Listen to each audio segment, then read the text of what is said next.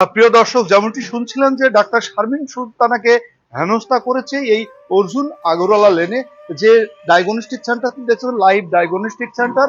এই live diagnostic সেন্টারে doctor Sharmin Sultana on কলে রুগী দেখার জন্য আসার পরেই যে লাইভ ডায়াগনস্টিক সেন্টারে রিক্সার যোগে আসতেই তাকে অতর্কিতভাবে হামলা করে বেশ কিছু মহিলা এবং তাকে টেনে হেঁচড়া করে। আর আপনারা দেখেছেন সোশ্যাল মিডিয়ায় ঘটনাটি ঘটেছে 5ই মে কুষ্টিয়া প্রাণকেন্দ্র কোটপাড়া অর্জুন আগরওয়ালা লেনের যে লাইভ ডায়াগনস্টিক সেন্টার রয়েছে সেই সেন্টারের সামনেই কথা বলার চেষ্টা করব ডাক্তার শারমিন সুলতানার সঙ্গে। আমি ডাক্তার শারমিন সুলতানা, একজন বেসরকারি চিকিৎসক হিসেবে কুষ্টিয়াতে প্র্যাকটিস করি, রোগীদের সেবা দিয়ে থাকি। গত 5/5/2025 সালে আমি আমার নিজস্ব প্রতিষ্ঠান মেডিল্যাব ডায়াগনস্টিক অ্যান্ড কনসালটেশন সেন্টারে প্রতিনিয়ত যেভাবে সেবা দিই সেভাবে আমি রোগী দেখছিলাম। হঠাৎ করে কিছু সময়ের মধ্যে লাইভ ডায়াগনস্টিক সেন্টার থেকে আমাকে কল দেওয়া হয়। আমি আমার হাতের কাজটা কমপ্লিট করে আমি ওখানে কিছুক্ষণের মধ্যে যে রিক্সা নিয়ে ওখানে চলে যাই এবং রিক্সায় থাকাকালীন সময়ে হঠাৎ করে কিছু দুর্বৃত্ত লাইভ ডায়াগনস্টিক সেন্টারের ভিতর থেকে অতর্কিতভাবে আমার উপরে হামলা চালায় এবং আমাকে রিক্সা থেকে টেনে হিচড়ে বের করে আমার উপরে হামলা চালায় এবং আমার কাছে যা কিছু ছিল সবকিছু লুটপাট করে, আমার ব্যাগ ছিনিয়ে নেয়। আমার কাছে যা কিছু গহনাগাটি স্বর্ণালংকার ছিল সবকিছু আমার কাছ থেকে সবকিছু ছিনিয়ে নেয় এবং আমাকে টানতে টানতে তারা বিভিন্ন নিয়ে যেতে চায়, গাড়িতে তুলতে চায়, অপহরণ করার চেষ্টা চালায়। মেহেরপুর থেকে আসা সুমি তিনি তার বাহিনী নিয়ে অতর্কিতভাবে এই ডাক্তারের উপরে হামলা চালায়। আমরা সুমির সাথে কথা বলার চেষ্টা করব কেন এই হামলা চালিয়েছেন তিনি। 7 মাস শরীরকে টাকা পয়সা নিয়েছে উনি। কতজনের কাছ থেকে কেন টাকা নিয়েছে? 30-35 জনের জন্য আমি টাকা নিয়েছি, জমির জন্য, কেউকে বলেছে, কেউকে ঘরের জন্য, কেউকে চাকরির জন্য। আমাদের বড় লোক মানুষ গহনা কাটি পরিণতি এই ভেবে আমরা গরিবরা সব টাকা দিচ্ছি। কতজন মানুষ কত টাকা দিয়েছে?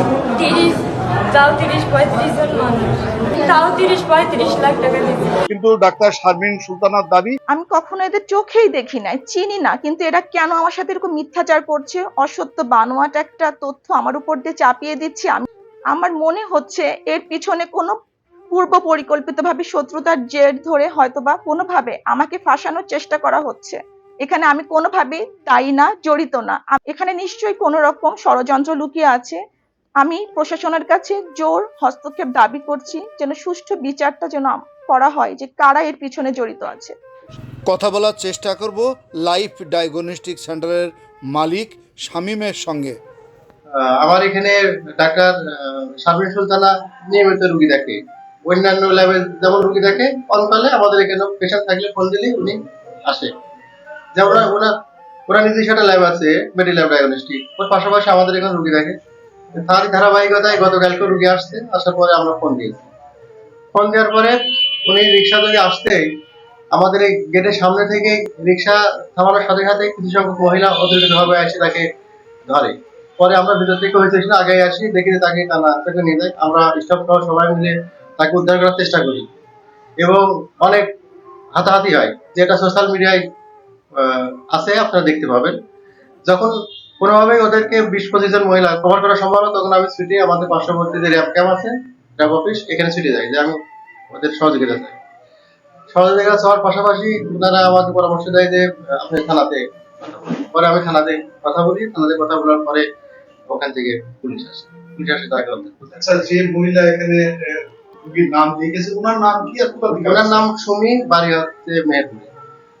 আপনারা জানেন যে গতকালকে বা কুষ্টিয়া জেলায় একটা দুঃখজনক এবং ন্যাক্কারজনক ঘটনা ঘটেছে, যেগুলো ডাক্তার শারমিন সুলতানের উপরে আক্রমণ। নারী চিকিৎসকের রাস্তায় উনি একটা ডায়াগনস্টিক সেন্টারে যাচ্ছিল, ঢোকার মুহূর্তে ওনার উপর আক্রমণ করে, যেটা খুবই ন্যাক্কারজনক বা আমরা কখনো কল্পনা করি না এরকম ঘটনা ঘটতে পারে। চিকিৎসককে উঠে নেওয়া ঘটনা, এবং যদি তার বিরুদ্ধে কোনো অভিযোগ থেকে থাকে তাহলে সেটা আইন অনুসারে ব্যবস্থা গ্রহণ করবে। কিন্তু তাই বলে রাস্তায় কাউকে এরকম ভাবে উঠিয়ে নেবে এবং তারপর আক্রমণ করে, এটা কখনোই গ্রহণযোগ্য না। পর্যায়ে ওনাকে উঠিয়ে যাওয়ার চেষ্টা করে। ওখানে উপস্থিত সাধারণ জনগণ এবং আইন শৃঙ্খলা বাহিনী, পুলিশের উপস্থিতিতে উনি রক্ষা পান এবং পুলিশ পরবর্তী ব্যবস্থা গ্রহণ করেন। আমরা এই ঘটনার তীব্র নিন্দা জানাচ্ছি ডাক্তার সমাজের পক্ষ থেকে, এবং আমরা দ্রুত তাদেরকে আইনের আওতায় এনে সুস্থভাবে তাদেরকে বিচারের আওতায় আনা হোক, যাতে করে ভবিষ্যতে আর কখনো এই ধরনের কোনো ঘটনা না ঘটে।